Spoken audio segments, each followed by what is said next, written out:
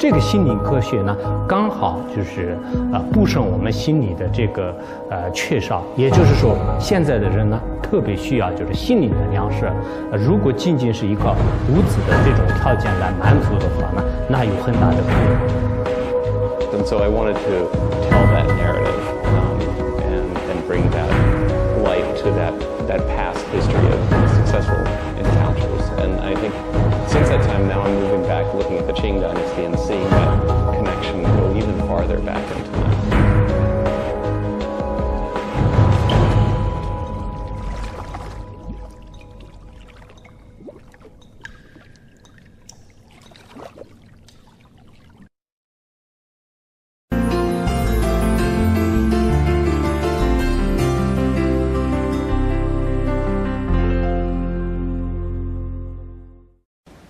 I should tell you a little bit about Dr. Tuttle. I believe you know a certain amount about Khenpo Sodaje, but Gray Tuttle is the Leela Hadley Luce Associate Professor of Modern Tibetan Studies in the Department of Asian Language and Culture at Columbia University. And he was here recently to celebrate the publication of a book he edited called The Tibetan History Reader. And that book, amongst many others, is available at our shop upstairs as well. And we're delighted that he's returning to have a conversation with Khenpo about why Tibetan Buddhism has found so much popularity amongst Chinese in mainland China. And so this is an intellectual exchange between two great thinkers about an interesting cultural exchange that is happening, and we are lucky enough this afternoon to be witnesses to it. So if you'll join me, please, in welcoming Professor Gray Tuttle and Khenpo Sodaje. Thank you so much.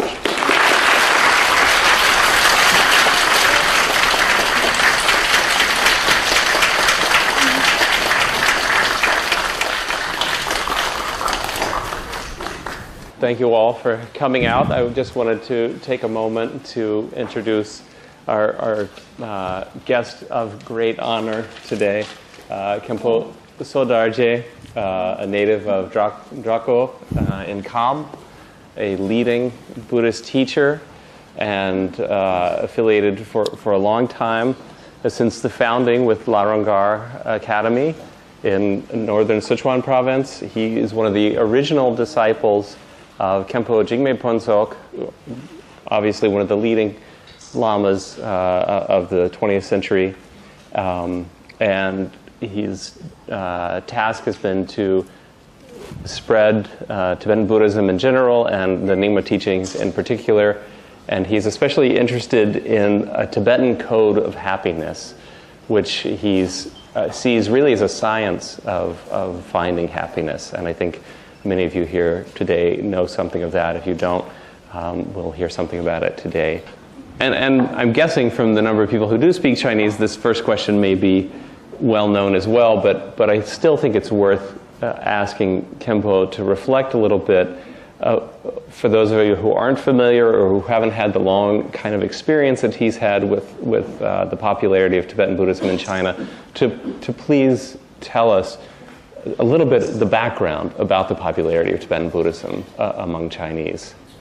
今天哥伦比亚大学的滕华睿教授，还有我们鲁宾博物馆的这个滕先生，以及跟大家一起有这么一个很殊胜的因缘呢。我自己来自于藏地雪域高原的一个出家人来讲，我觉得思想的互动，也就是说互相的这种探讨很有必要。所以呢，创造这样的条件的所有的人呢，我先就是感谢大家。刚才那个滕华睿教授他问的第一个问题，当前呢，中国有这么多的人去藏地学习，这个问题呢，我也思考过很长时间。那么可能这个有两个方面来说，第一个呢，因为藏传佛教现在是非常有一个完整的传统体系。那么这种传统体系呢，是我曾经看过这个法尊法师的自传。法尊法师的自传里面说，法尊法师当时刚开始的时候，去藏地的主要的目的，也就是说，不单是他要想学习像以前的易经等他们没有翻译出来的很多的藏传的佛教的教义，还有呢，他的最大的浓厚的一种对密宗的兴趣，想做一些翻译，不缺就汉传佛教没有的东西，还有在藏传佛教当中有很多的事件方面的，包括历史啊、地理啊、工巧民啊，以及呢就是说政治因素等等，就是许许多多的这些材料，这是法尊法师的这个初学的目的。然后呢，冷海上师呢，就是他的这个目的有点不同。他到藏地去主要的求学目的是先以学密法为主，也就是说，他刚开始学佛以后呢，在雍和宫看到很多的佛经的目录，最终呢，就是他觉得是现中的有些法门呢，就是可能有点这个还不完美，就然后去这个藏地。这个时候他看到一些藏传的更深更高的一些这个一些经汉的目录之后呢，再重新准备就是入藏。那个时候刚好也是大勇法师从日本留学回来，然后呢有这个因缘啦，大勇法师也说，学密法的话呢，那么藏地比汉地还比这个日本还殊胜。通过各种因缘呢，然后冷海上师也是在近代来讲也是非常了不起的一个汉族到藏地去求学。那么这两者的历史呢，其实这个滕华睿教授他有一本书呢，就叫做是这个间隔就是中国这个现代的这个现代中国的藏传佛教图，就是这么一本书。我以前在这个香港看过，就是看过之后的话呢，我刚才也是让他就是签个名呢。就是我觉得就是我们大家，因为他就是引用他也引用过这个，我也以前看过这个冷海上师的传记、法尊法师的自传，所以现在在西方这边呢，很多人说这个到西藏去的是一种虚无主义、空想主义，但我觉得也有可能会有这种情况，但是大多数人呢，应该觉得是有些是学密宗的，有些是学其他的一些天文地理等等等，就这些。有些人呢就觉得是西藏有一个非常在藏地来讲有个非常完整的无缺的这么一个佛法，现在还仍然保存着。所以我认为呢，他们并不都是一种虚无缥缈的，都有不同的一些需求，不同的一些目的。尤其是现在我们的这个社会很多的国家的传统文化呢，成了边缘化和还有这个就是客体化。在这个时候呢，刚好这个藏传佛教呢，是一门特别古老、非常有价值的一个心灵科学。这个心灵科学呢，刚好就是补上我们心理的这个缺少。也就是说，现在的人呢，特别需要就是心灵的粮食。如果仅仅是依靠物质的这种条件来满足的话呢，那有很大的困难。所以我的第一个看法呢，大概是这样。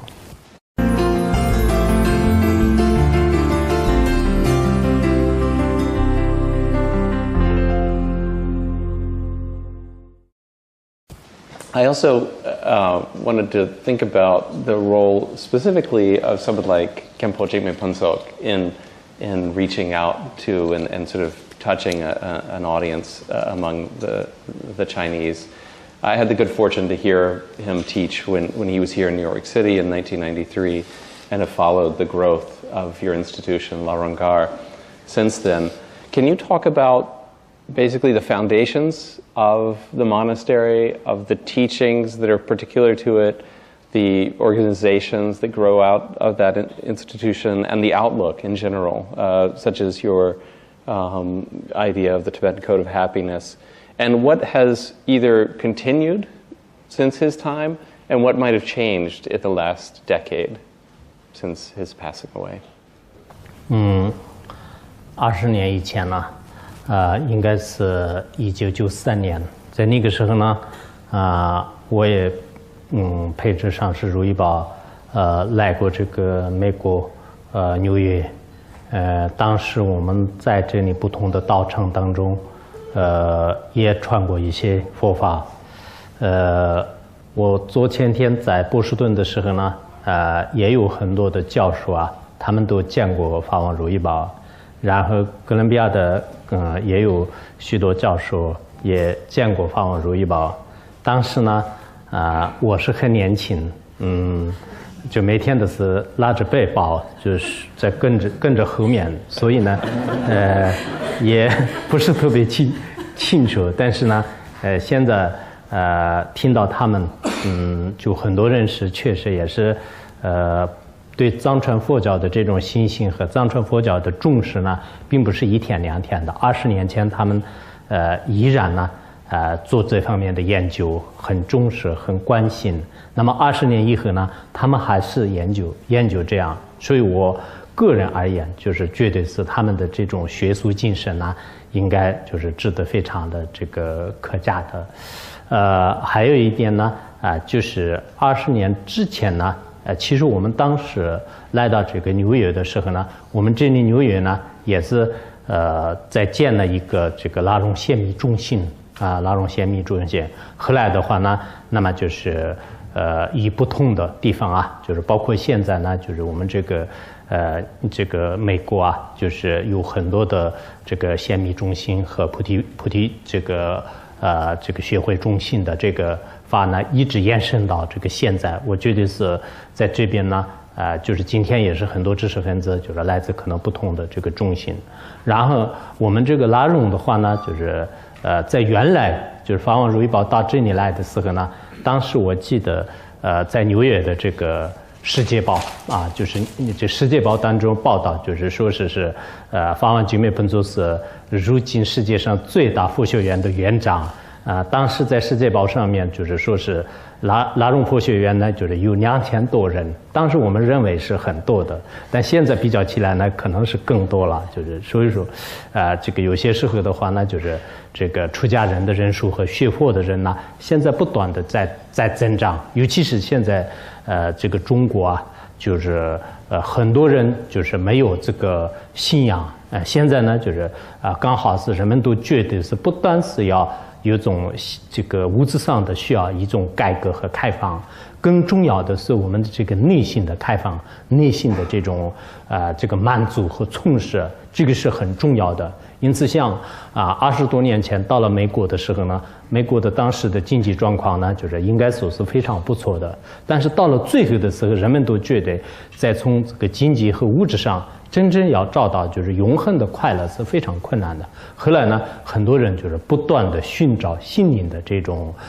这个快乐。因此我在藏地也好，在汉地也好，在不同的国家呢，都给他们要讲，真正是你要想懂得这个幸福的话呢，可能是在不同的宗教当中要接受他的心灵的教育。通过心灵的教育，无论是你处于什么样的这个状况的话呢，那么就是你会快乐的。如果你没有这个心灵的这种教育呢，可能是一段时间你会快乐。比如说有些人你买一栋房子刚开始很快乐，买一辆车刚开始很快乐，或者是你们有些在家人的这个什么成家这个立业就是这个时候刚开始可能快乐，但过一段时间的话呢，这个就又变成了另一种痛苦的根本原因。所以说呢我觉得我们的这个心灵的这种这个教育，心灵的智慧的提升呢，对我们如今来讲是非常重要。因此呢说20年以后呢，我想是如今的这个拉荣佛学院，法王虽然圆寂了，但是呢就是法王这个传下来的这些有相当一部分的人，这个有素质的这个高僧大德，就是在我们学院当中。那么他们呢，不仅仅是有个智慧，就是还有利他性，还有呢，就是像这个帮助别人的这种非常强大的能力。在这种这个汇聚人才的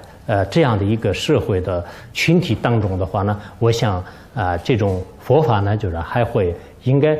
就是继续就是让这个弘扬下去。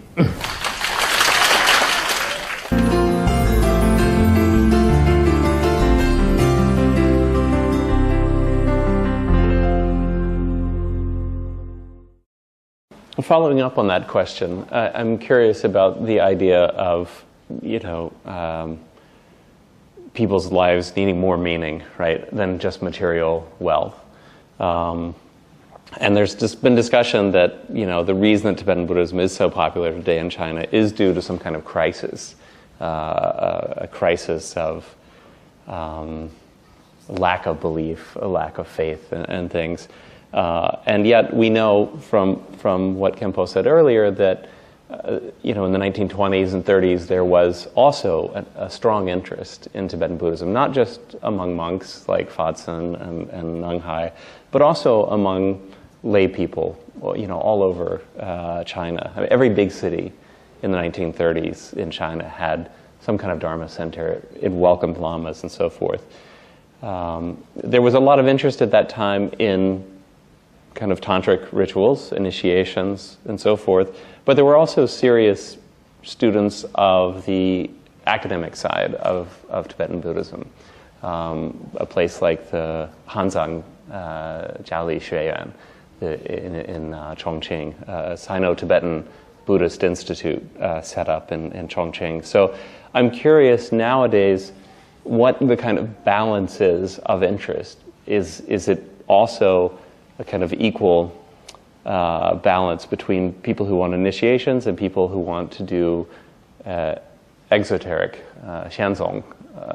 studies? And especially, I mean, in the 30s, I think there were very few Chinese monks.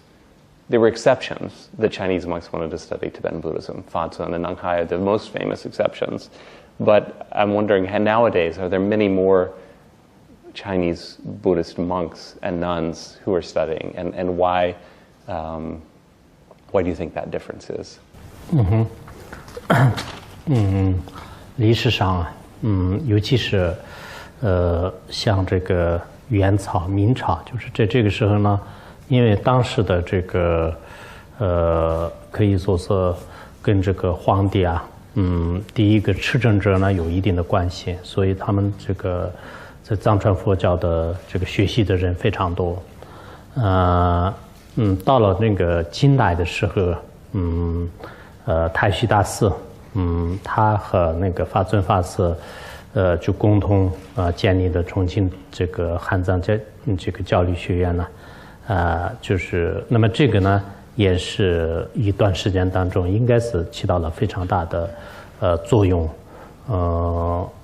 但是现在真正是以这个延伸下来的话呢，就是也有一定的这种困难，那么就如今的这个可以说应该说20世纪末吧，就是在这个时候呢，藏传佛教是在藏地在汉地就是可以说非常的这个广泛，然后在他们的这个学习的群体当中呢，有一部分是凭自己的信心，应该是喜欢往生极乐世界啊，也有一些老年人，也有文化不是很高的，就这么一部分人。那么还有一部分呢，就是知识分子。我自己认为，我现在跟这个用汉语来讲佛法，就是现在有20多年了。那么这个过程当中呢，发现就是现在就是越来越多的知识分子就是对藏传佛教是感兴趣的。我在10年前呢，就是做过一个调查，就是我采访了125位知识分子，就编成一本书，叫做《知海浪花》。然后从中呢，我看到就是他们的本科以上的很多的知识分子呢，特别热爱藏传佛教。热爱藏传佛教呢，我们刚才所讲的几种原因，还有一种原因呢，他们对那个就寻找上师的时候，上师都比较精通佛法，就并不是一个装饰给大家，就是所以说让他磕头啊、念经啊，不是这样的，应该是让教理上说服他们，从宏观和微观的一些，包括现代的一些理念知识呢，在佛教当中能找得到的，就是这是他们的一种需求。还有一个需求的话呢，那么藏地就是有史以来这个传承啊，就是从佛陀到这个现在呢，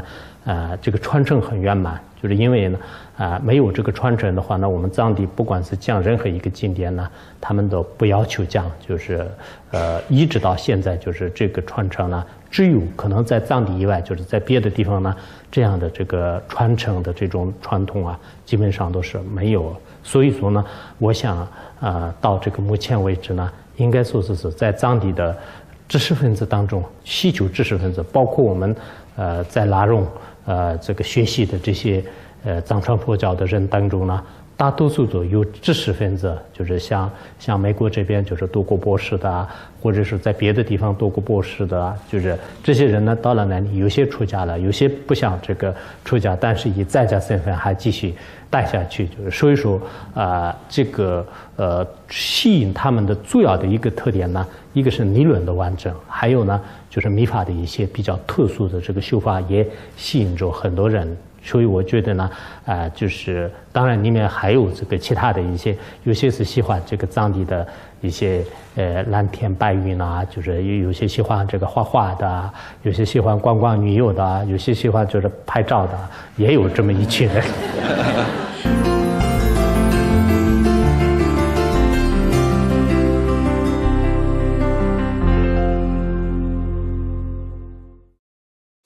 So the next question I wanted to take in a different direction and talk about an encounter I had on a train in China some years ago, probably 15 years ago. I met a Chinese follower of a Tibetan Lama in Qinghai province,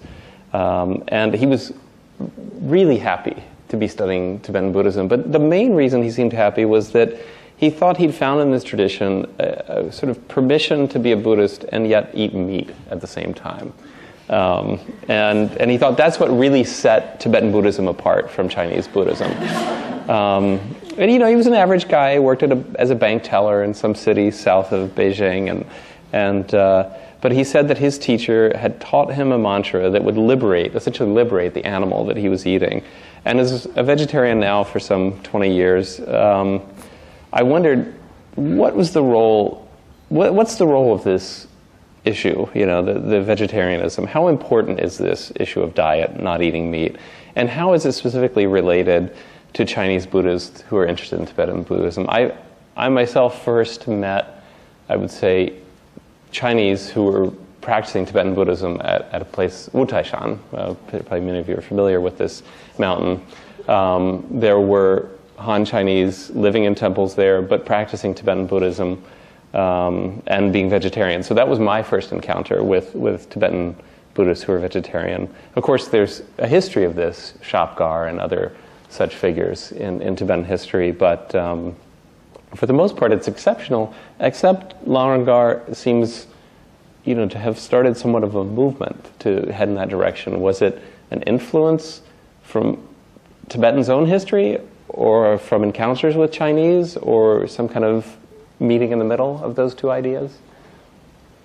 The last part of the question. So the last part, I'm thinking, Tibetan Buddhism has a tradition with figures like Shapgar, the famous Lama from Amdo, who was vegetarian, and others, many others, of course. But for the most part, it's an exception in Tibetan Buddhism to be vegetarian. So is there an influence from China, sort of deliberate influence?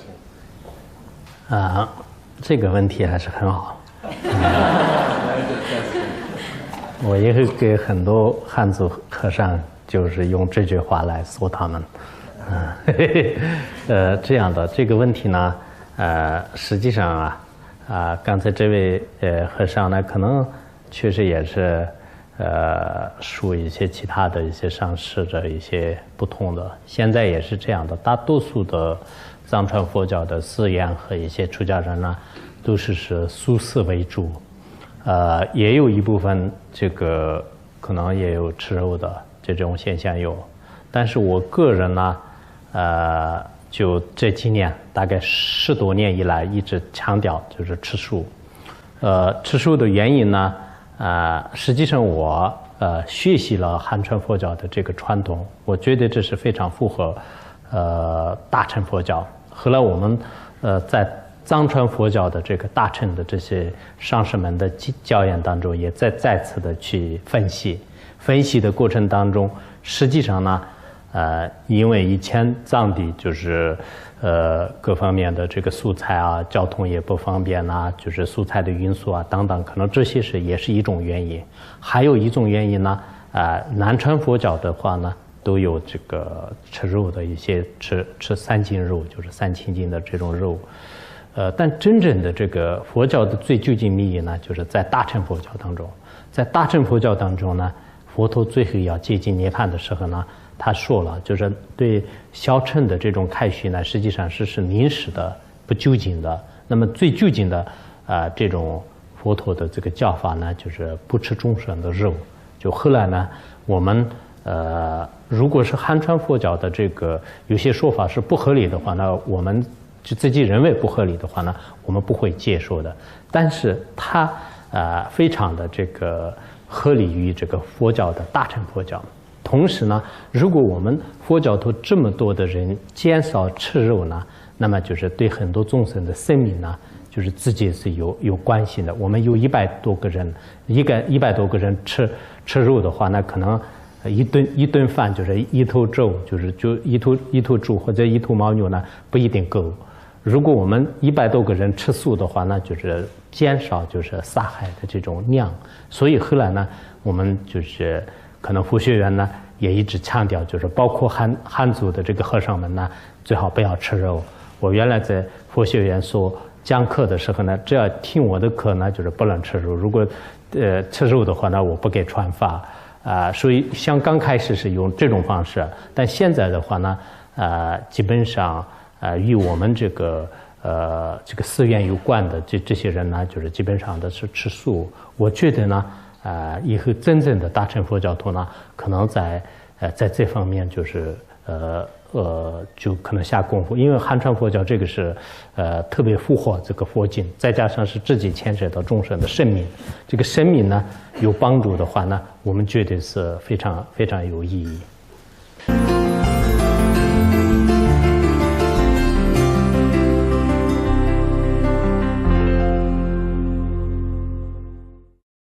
I wanted to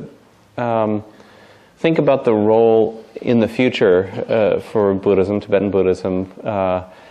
for lay people. I know that when Fadzun was involved at the Hanzang Shui, in the Sino-Tibetan Buddhist Academy in Chongqing, that lay people were also teachers, people who had PhDs and this kind of thing. And I know in the Nyingma tradition also, especially at a place like Mindraling, that there were lay teachers, married lamas who would, who were critical for the lineage, Cherak Lingpa and so forth. So I'm wondering how important in the future is the role of monastic vows, other ethical rules like not eating meat and so forth, for the leadership of the Tibetan Buddhist community, or could there be people who are nakpas or laymen, laywomen who will take a role in leading in the future? 其实佛陀在佛经当中讲，不管是修行人、弘扬佛法的人呢，一个是出家人，还有一个呢就是在家人。这是这个佛经当中也有，包括这个《十轮金刚》当中，就是密宗当中也这样讲的。因此在藏传佛教来讲呢，一些大成就者里面呢，就是也有一部分，就是弘扬佛法的人当中，就是有一些，以在家身份呢，从历史上看也是非常了不起的一些在家身份，也有就是出家身份的，在群体当中来讲，也是可能这个在家人是非常多的，那么出家人的这个群体呢，就越来越少。尤其是现在的话呢，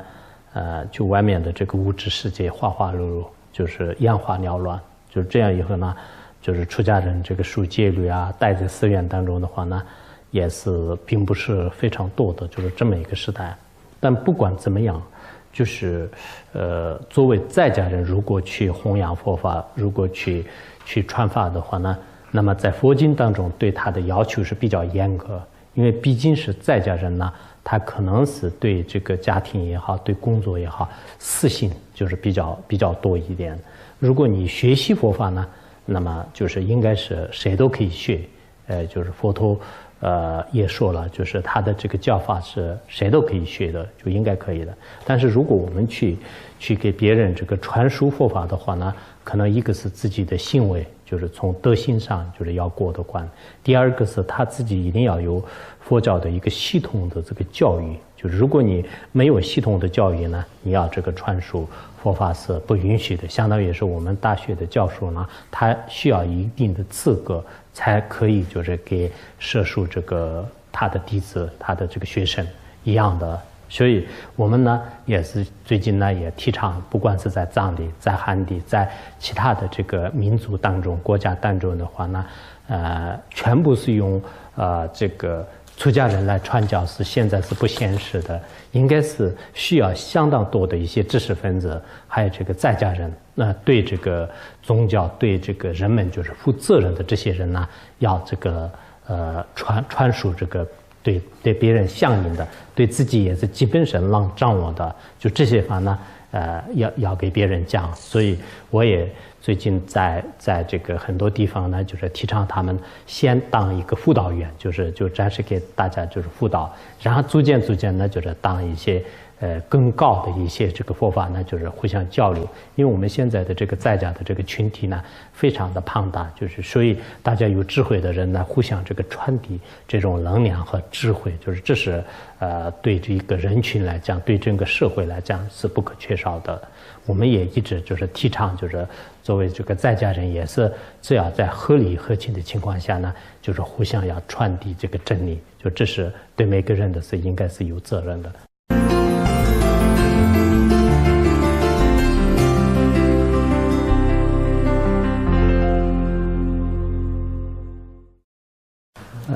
问一下那个滕华睿教授，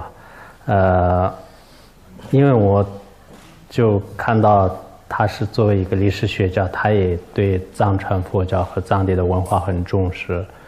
我昨天在哥伦比亚大学也看到很多教授也是对藏文化就是非常重视。我问的问题呢，第一个是你们哥伦比亚大学就是对藏传这个文化、藏传佛教的研究，或者是就是怎么样，就是这大学的情况。然后第二个问题，你这么多年以来，就是为什么这么重视专注藏传文化？ So, to get to the question about Colombia, I mean, I think it's very different, not just from Chinese institutions that do research, but also from a German or a European model, where there can be a sort of research project in Europe or China. In America, it's much more, I guess, fitting with our approach. We all pursue our own interests, and so, of course, the main thing that's different about Colombia is the interest in modern Tibet, and that is something that is I think, widespread across the university. I think we have 8 people at Columbia teaching something about Tibetan culture right now, and those on the religion side, Bob Thurman and his students, tend to study Tibetan Buddhism across time. A lot of interest in translating, for instance, translating the complete Tibetan canon into English, which is a monumental task and one that I really admire them pursuing. But I guess on the modern side, we are really interested in the last 300-400 years in Tibetan history and the kind of changes, developments that have taken place in that time.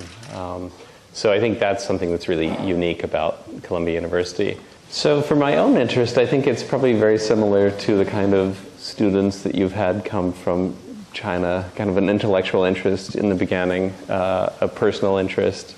I had the good fortune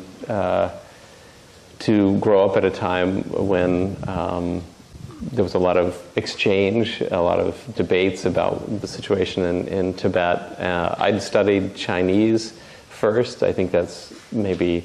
unusual. A lot of the scholars in America have gone to Tibet first, or gone into exile and met Tibetan lamas in Nepal or in India. My own experience was studying Chinese and then learning about Tibetan Buddhism. And I thought that the debate that was being sort of waged in the media and in the kind of campaign that was going on in America was a little clearly one-sided. And as I traveled to China and made my way to Tibet, I realized there was a different narrative there. And so, quite aside from my personal interest, I became interested in the history of relationships. It seemed so negative, sort of China versus Tibet at that time. And as I explored the history in the early 20th century, I realized that Chinese and Tibetans were able to work together, and there could be sort of positive outcomes. And so I wanted to tell that narrative and bring that light to that past history of successful encounters. And I think since that time now I'm moving back, looking at the Qing dynasty and seeing that connection go even farther back in time. And I guess I look to the past with hope to the future. Okay, now I'd like to invite McHenry, who has been our gracious host here at the Rube Museum of Art. Thank you for that, and you have a few words for us. Well, yes, there are many thanks due to putting this program together, and not least, of course, Professor Gray Tuttle, who expertly guided us through these many questions that we've all been burning to ask ourselves, but he put them much more eloquently than we could. And lastly, but of course foremost, we want to thank Khenpo. As I say, this is a place of scholarship, and we would like to honor your scholarship, Khenpo, with some catalogs from the museum that were created specially for the exhibitions that we've mounted, and I hope you'll accept them on the behalf of the readers.